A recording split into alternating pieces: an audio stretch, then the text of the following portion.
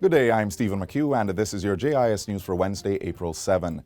The Bank of Jamaica BOJ is reporting that it believes the pandemic's worst impact on the economy is behind us, although the economic outlook remains uncertain.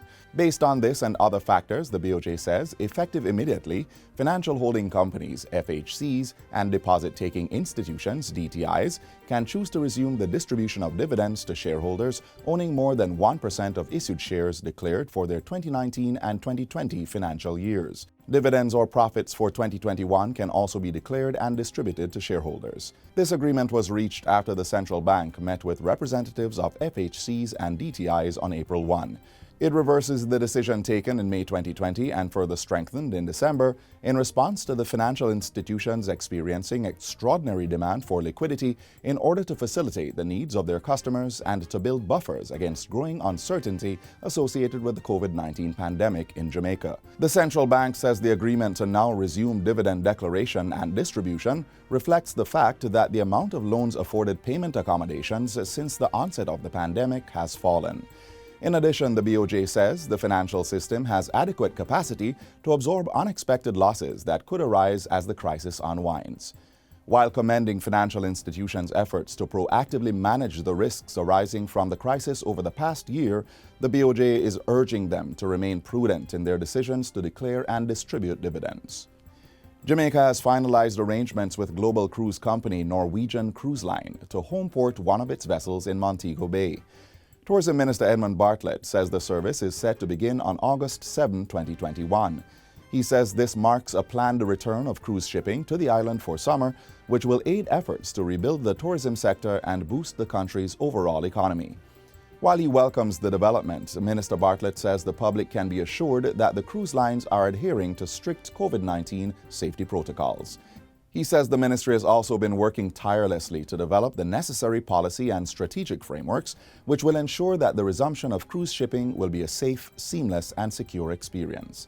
The Norwegian Joy, which has an occupancy of approximately 3,800, will operate at 50% capacity in keeping with COVID-19 protocols.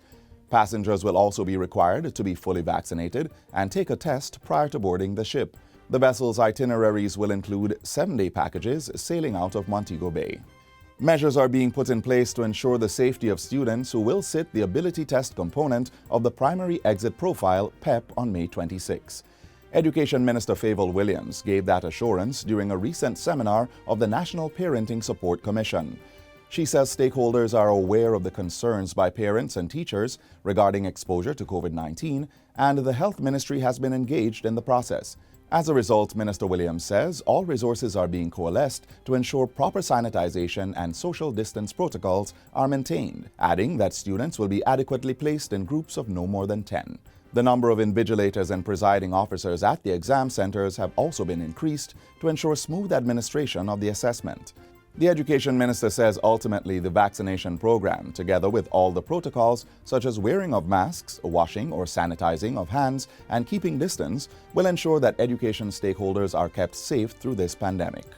Meanwhile, the Education Ministry is reporting that over 10,000 secondary students from 15 schools across the island have benefited from social enterprise awareness sessions that should improve their critical thinking, leadership abilities, and collaboration skills. They were engaged under the British Council's Social Enterprise in Secondary Schools program, which is student-led and teacher-guided.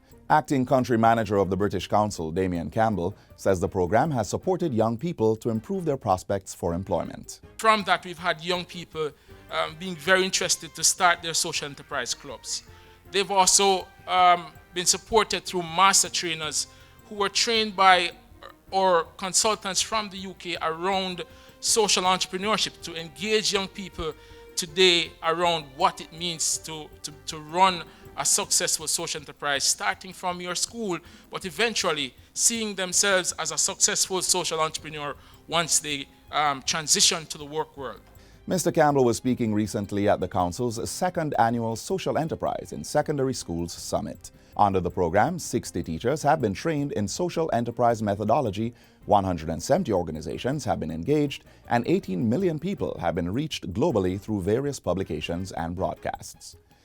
And finally, more than 6,000 meals were given to members of the homeless population in the corporate area during the Easter holidays lockdown. The initiative was made possible through a collaborative effort organized by the Kingston and St. Andrew Municipal Corporation's Poor Relief Department and involved counselors, Corporate Jamaica, volunteers, and various church groups. On each day, breakfast and lunch were prepared and distributed to the homeless. Mayor of Kingston, Delroy Williams, says this is part of the municipal corporation's broader measures to secure the nutrition and improve safety for the capital's homeless. He is urging other Good Samaritans to ensure they coordinate with the local authority when considering to launch street feeding programs. The KSAMC-operated soup kitchen provides approximately 600 breakfasts and 600 lunches daily to homeless across the city. A temporary shelter was also constructed at Church Street to accommodate the homeless since the start of the pandemic. And a transitional facility is currently under construction at King Street, which is expected to provide additional shelter support to over 100 homeless persons.